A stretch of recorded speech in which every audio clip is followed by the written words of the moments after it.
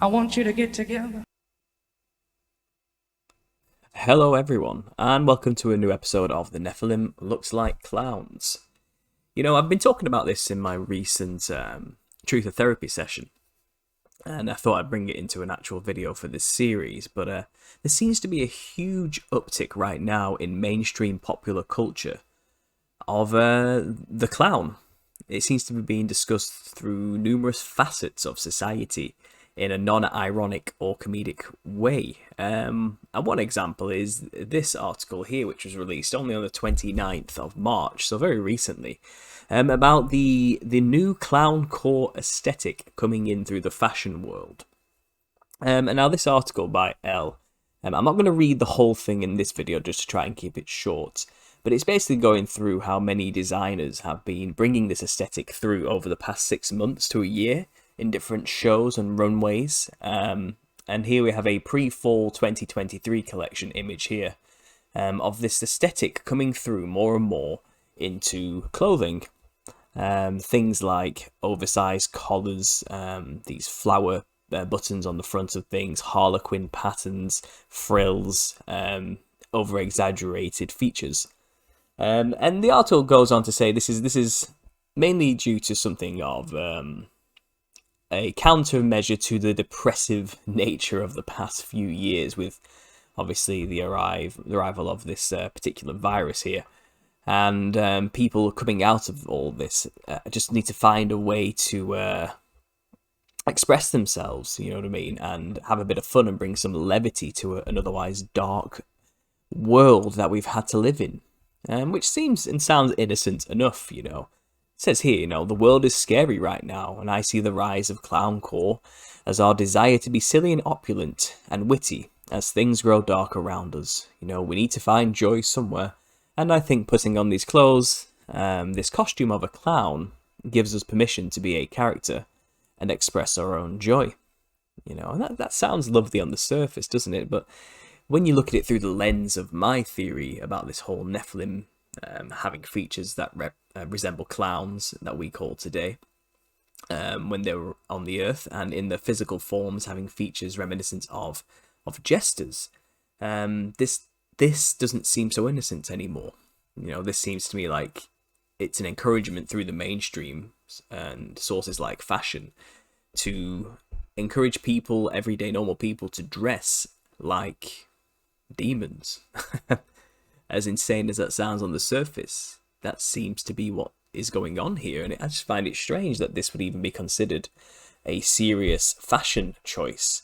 So we have the usual, celebrities out there pushing this as well. But yeah, you can read this article yourself. There's loads of stuff in here, about why they think this is coming through. But the gist of it, cutting to the meat of the subject, is they're basically saying, we are slowly coming out of the pandemic, people looking for a sense of levity. And this is just a nice way of people coming out of the bleak fog that we've experienced since 2020 and having a bit of fun. But I don't think it's as simple or as innocent as that, as you understand. So after reading this article, I looked into it some more. There are some other articles out there which talk about this. And one of them, if I can find the tab here, is showing how clowncore is trending through people like Harry Styles and Lady Gaga, and is explaining how it's certainly no joke. So in this article, it's saying, clowncore, near ridiculous renditions of recognizable Joker motifs, is sweeping the Cirque du Runway, and ringmasters of the fashion circus are taking the theatrical trend to new heights. So clowncore has soared to more than 496 million views on TikTok. And I'm going to stop right there. And I looked into this, and yes, if you type in TikTok clowncore at the top, it shows 497.4 million views as of today, at the beginning of April. And just look at these videos, these examples, they're endless, and I find it interesting. I'm not going to play the videos here for you. You can just literally type it in and find compilations of people making clowncore TikToks. And I find that they all tend to lean demonic with their representations. And personally, you see the people doing this, and I can't help but feel they're all a little bit deranged and unhinged and insane. I don't think this isn't as innocent as they're trying to make it out. I think what we're seeing here is maybe a literal physical representation of the spirits possessing these people. Whether they know that's what's happening to them or not, I think it's kind of like the spiritual manifesting physical, more blatant than ever. And now we have the mainstream in news articles pushing this clown thing, So back to this article. It just goes on to show how celebrities are pushing this fashion sense, and it seems to be coming after as well in the new Joker film. Lady Gaga is also kind of inspiring people to dress like that, as she represents Harley Quinn in the new Joker movie coming out. And obviously Harry Styles seems to be a major proponent of pushing this fashion onto people who follow him, and I'm kind of laughing at this, because it just seems so outrageous, doesn't it, that they are seriously talking about clown as a fashion sense.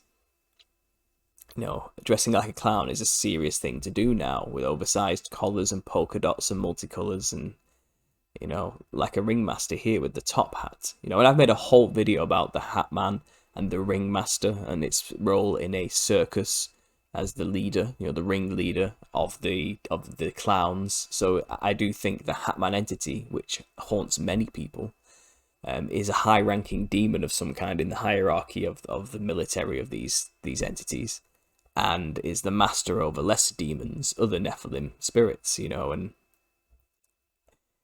I think what I'm trying to say here, and I try to explain in the Truth of Therapy sessions, is how you dress is actually more serious than we in the West understand.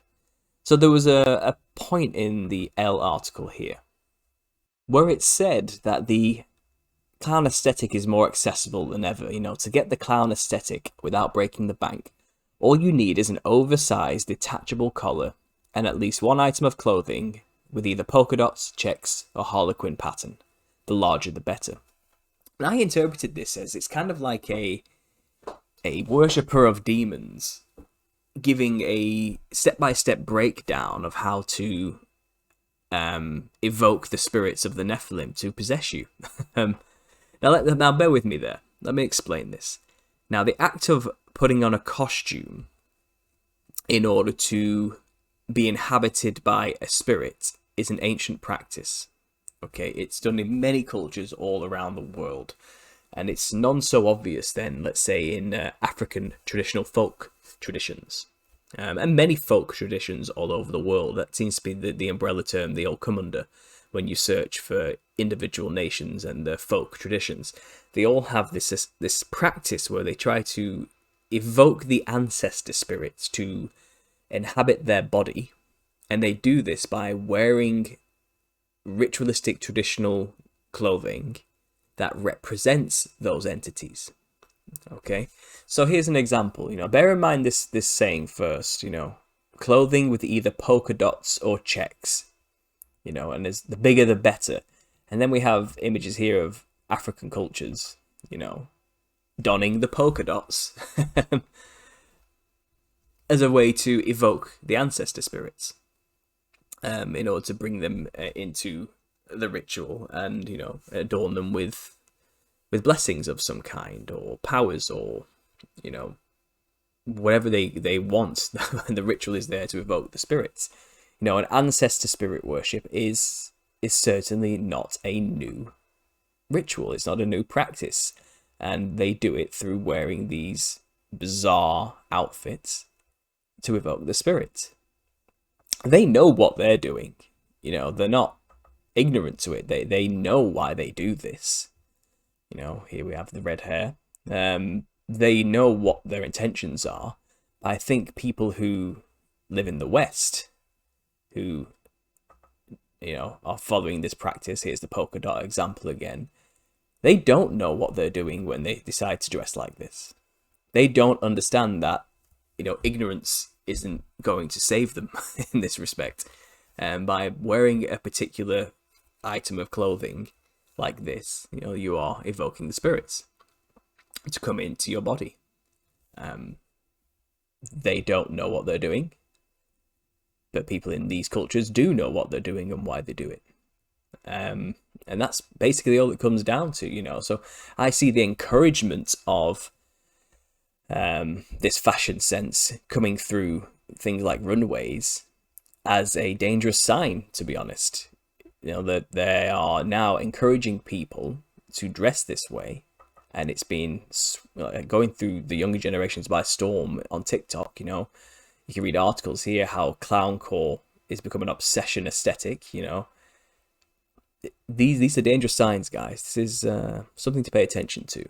You know, it's being encouraged now through the mainstream to dress like a clown. And again, on the surface, it seems funny and innocent. But these are ancient practices.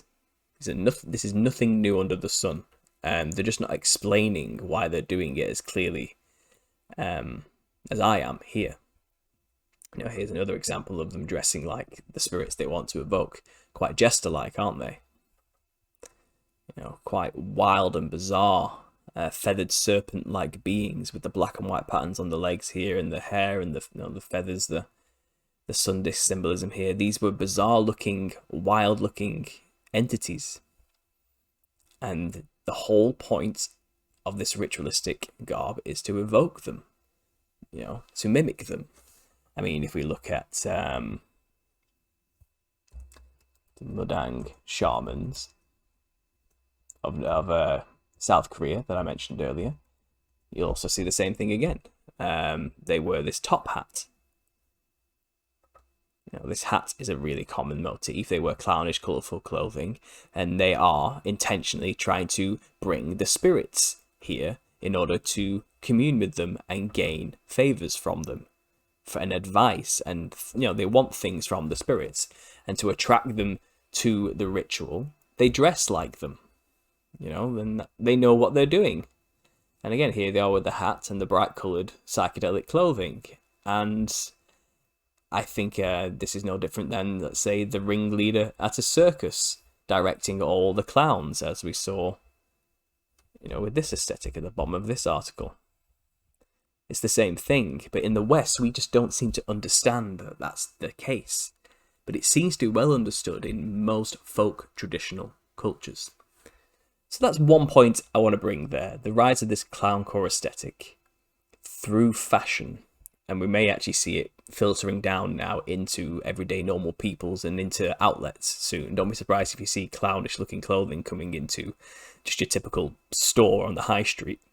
Because you find that obviously runaway fashion is a lot more exaggerated than what actually comes down to us. But still, the influence is there. So yeah, you know, from this, I think we'll put a pin in that section. I want to talk about some other things as well, because in the news there's more than just this. Now, coulrophobia has been a topic about 3 weeks ago. There was articles going around that scientists have basically discovered why people are scared of clowns. So again, bringing clowns into the public consciousness again through mainstream sources in the news. It's like every now and then they just do something to remind people of clowns and to make them keep thinking about clowns.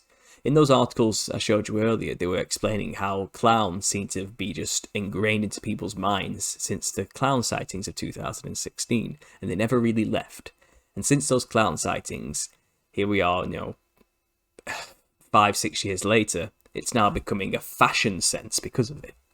You know, and it's encouraged scientists to look into, so why are people scared of clowns? And you can read any of these articles, and the summary result is always, we asked 1,000 people a series of 18 questions, and they all answered on a scale of 1 to 7, from likely or not very likely to how they feel about clowns in different scenarios. And they found that 52% of the sample people that they interviewed were scared of clowns to some extent. And that's a large number of people to be scared of clowns within a 1,000-person sample, you know. At least more than half of them had some kind of fear of clowns one way or the other.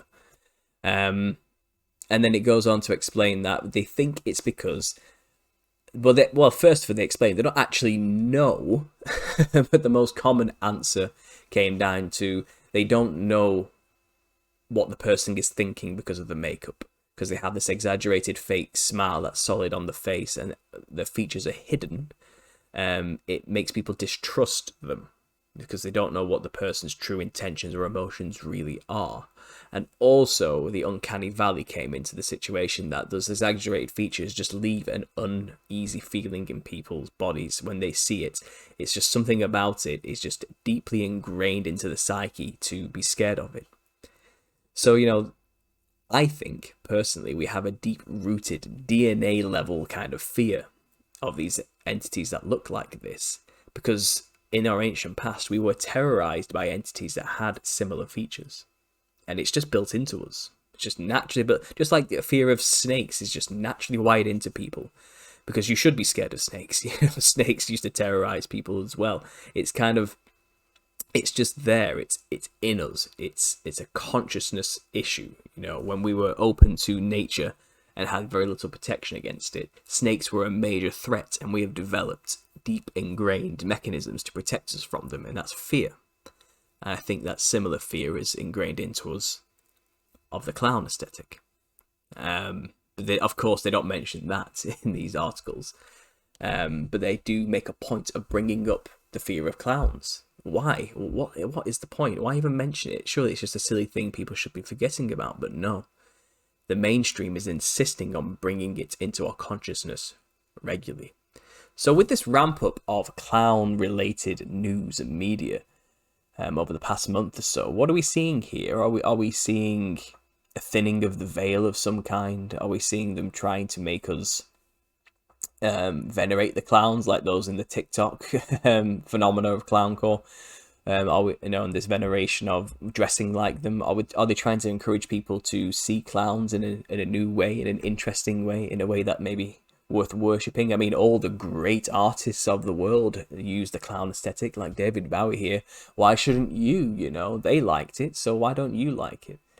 I don't know, but I find it bizarre that it's being mentioned so much in the news. So strange, so strange. I want you to get together.